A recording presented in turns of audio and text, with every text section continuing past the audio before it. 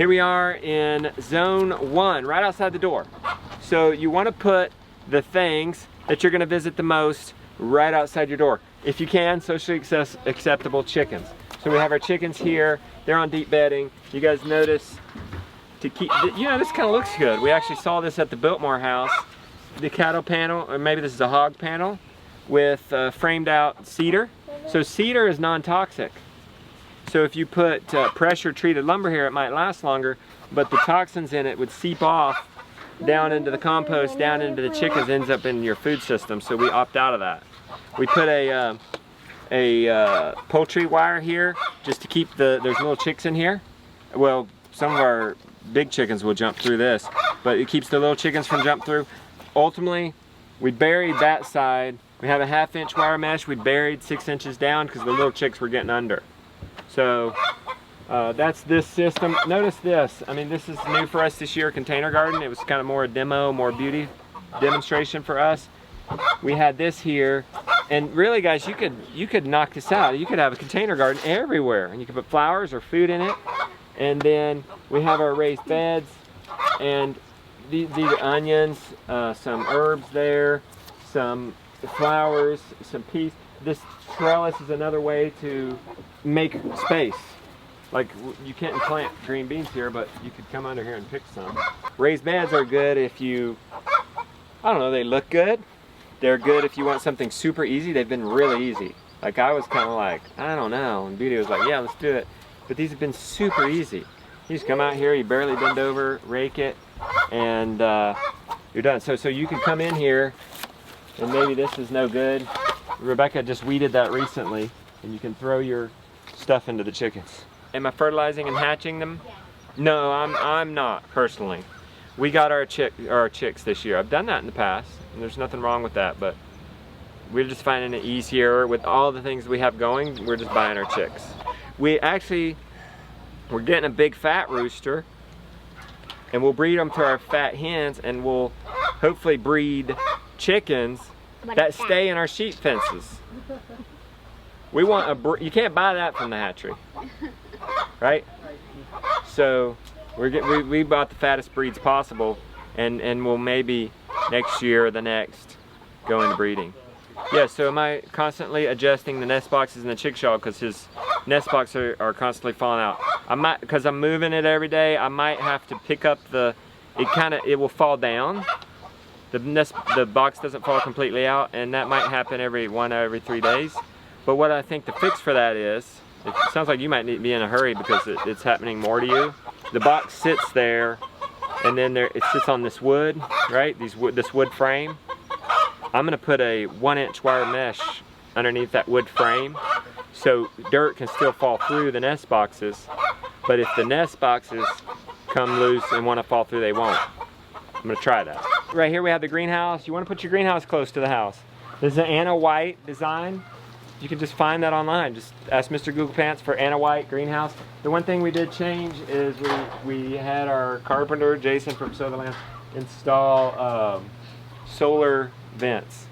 You could just ask Mr. Google Pants for solar vents, right, Jason? Yep. And the sun heats up this rod, and it opens the vent automatically. That was not enough. I guess Anna White is in Alaska. She didn't have this ventilated, but you're going to need it ventilated, especially if we wouldn't need it ventilated in the spring when we do our spring planting, but when we want to plant our fall planting, and we planted almost a month ago, it's hot. Like, it's hot out here right now. We got lucky. All we had to do was unscrew this right here, and we could curl this up. And this is a game changer up top. If you need one of these, just come to me and I'll give you the link. That's a shade cloth that blocks the heat but not the sun. Don't ask me how that happens, but it actually works. These plants are not too hot. It's only a few degrees warmer in there. What's cool about that is hundreds of plants in here are growing, and what? Out there, the stuff is still growing and maturing. If you harvest and then transfer these out right away, and you've got 4 weeks ahead. You're 4 weeks ahead of the weeds. We have our tarp down right now. Maybe we should go up there and look at anybody want to see a silage tarp? Yeah, so we'll go back and go up to the crop gardens. But you just pull that tarp up, plant these, and you're 4 weeks ahead of the weeds. So right behind the greenhouse is the asparagus and strawberry plants. Justin, why are you putting asparagus and strawberries, zone 2-ish and a half-ish 3, right there at Primo, right here in zone 1, south facing? Why are you gonna put strawberries and asparagus in there? Why are you gonna do that? Break the permaculture rules. Does anybody know? The beautiful one. Social dynamics. That's your #1 thing to consider. Relationship first. Rebecca wants strawberries and asparagus there. Let's put strawberries and asparagus there. But it actually works out because that area kind of gets neglected. You know, it's kind of behind the greenhouse. But what is also noticed, we're cleaning our buckets here. Well, we can come over here and put water on that. We washing our cow stanchion off. We're getting nutrient-rich water coming off of here, feeding that. So I told you the truth. I told you really well. I could have said, oh yeah, you know, smart permaculture stuff. The mineral water, the manure water coming off, right? The waste. Oh, look at me, recycling wastewater, gray water going on there. No, relationship first. All right, remember what I was saying earlier, you know, you look at slope. Ideally, if you can plant a garden as close to the house as possible, 5% grade or less. How do you know 5% grade? Do you guys know that? Well, you ask Mr. Google Pants, how do you measure grade? And he'll tell you, if this is the grade I want to measure, I'll put one post here, one post there, 100 inches away, take a string, the bottom of this one, put it this one, get a level on it, and however many inches that is up, that's how you grade slope. So just ask Mr. Google Pants if you can't remember that and you want to measure slope. So this is our flattest spot. It's close.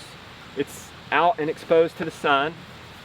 We have 1, 2, 3, 4 garden plots here. They are 21 by 24 feet, or 21 by 50 feet long.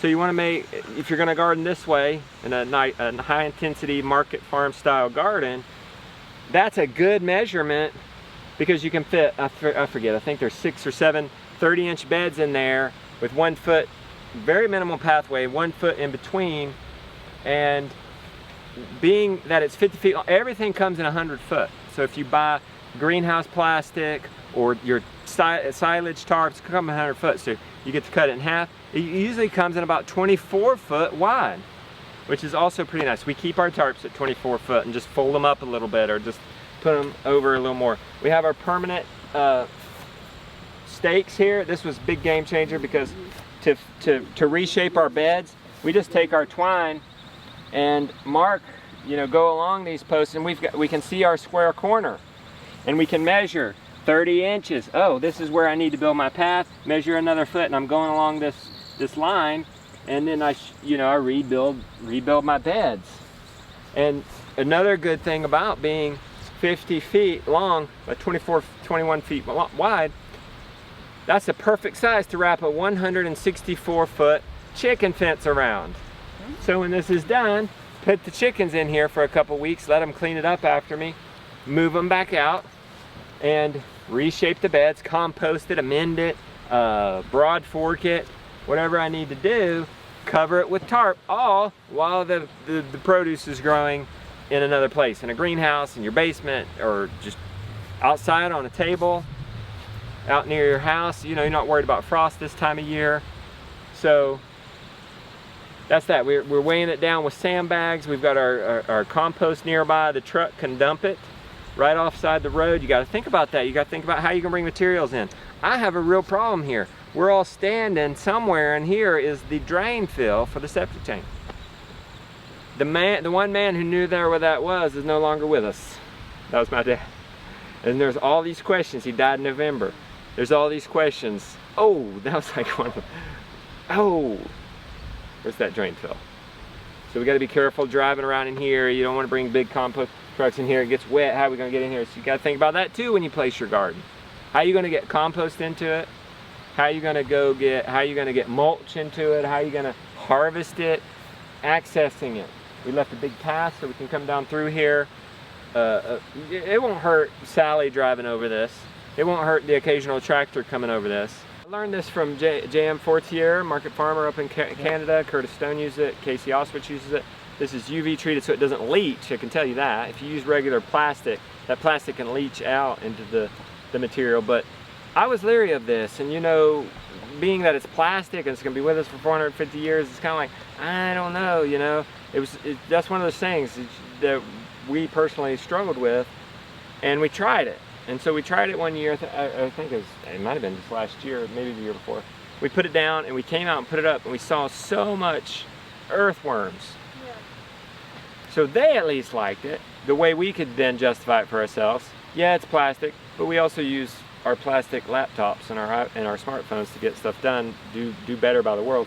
So we're also not calling on trucks to deliver our food either. Our food is right outside our door. We don't have to drive to the grocery store. All this stuff, we just walk outside and get it.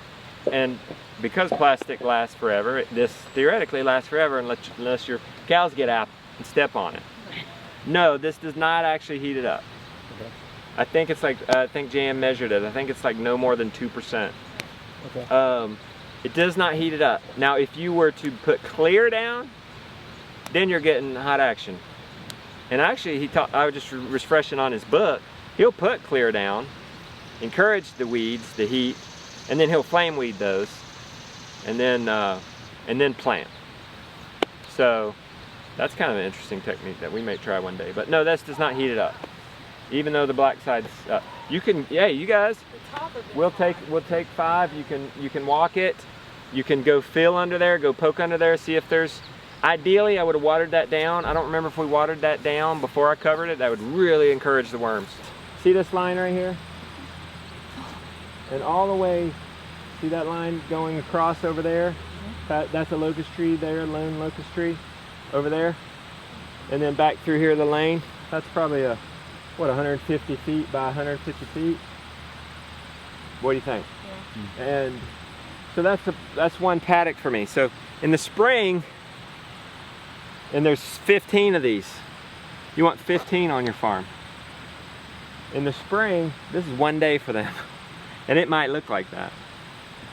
Grass is growing fast, you move animals fast. So I'd cover the entire farm in 15 days, but I mow behind them because they're gonna leave a lot. And for me, mowing it looks good, it levels it out.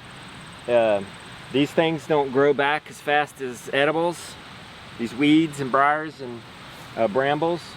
So this is one big paddock. And this time of year, it's raining, so grass isn't growing as fast, but I can move them 30 days. I can cover the farm. They haven't been, they've been 30 days, 30-ish days. This is what happens in 30 days. That's ready, isn't it? Yeah, you can mow it. It's not mostly seed. Like, you don't want to graze it mostly seed. You don't want it to be brown. Right. I want to hit it. Right? This is what Joel would call teenage grass. I hope. He might come tomorrow and say, no, that's old man grass. Just hadn't started limping yet. I don't know what he's going to say. We'll see. So for me at the homestead level, I'm saying if you're willing to feed hay in the winter, I'm saying 2 acres per cow. Stud muffin counts as a cow, a heifer, half a cow. And then I'm doing this system where I move them 30 days. But see, I'm not stockpiling, so I'm going to have to buy hay. If you want to stockpile, like let grass, like you could mow right now, you could potentially mow a field right now and let it grow back and graze it all winter. Just letting open a more and more each day.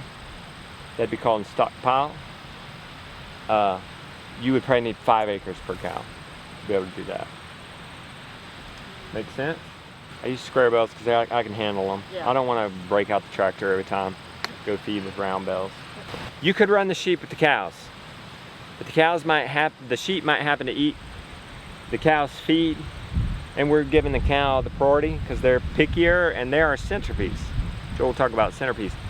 So everything in this farm revolves around our cows. They're number one.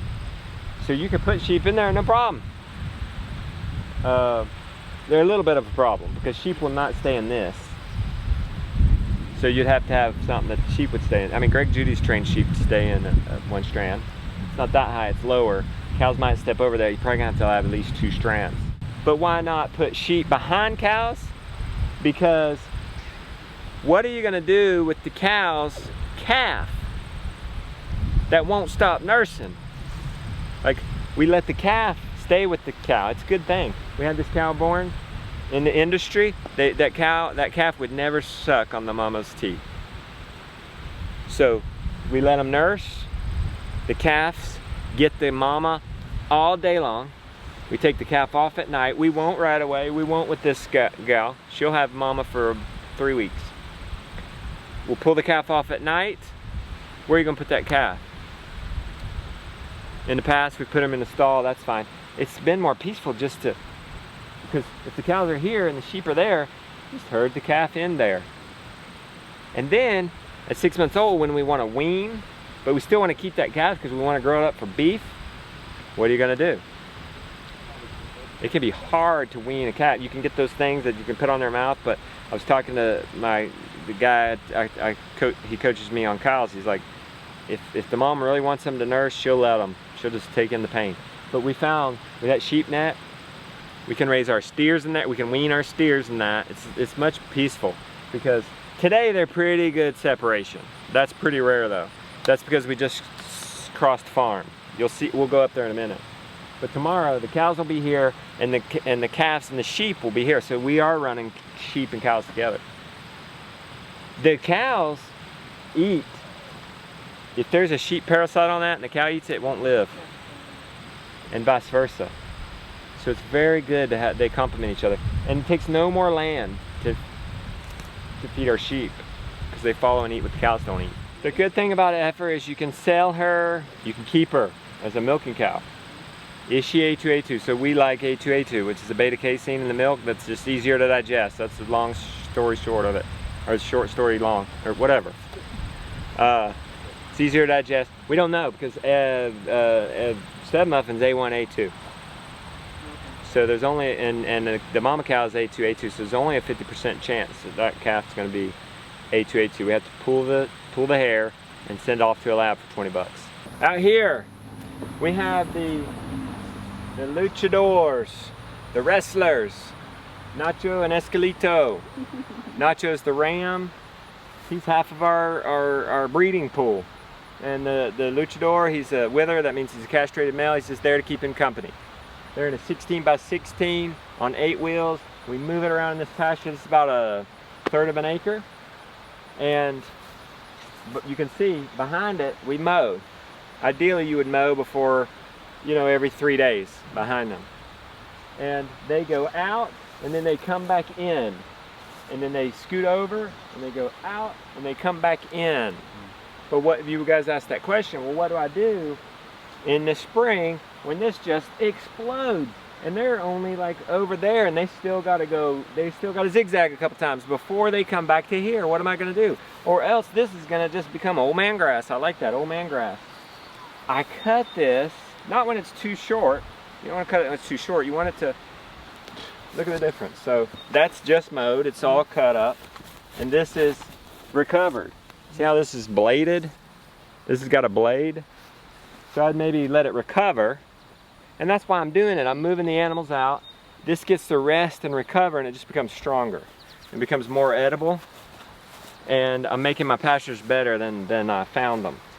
And so I would come in, I'd say, okay, we're not gonna make it. I would mow half this field. And they're still zigzagging over there. And by the time it's coming back, this is either almost ready or ready.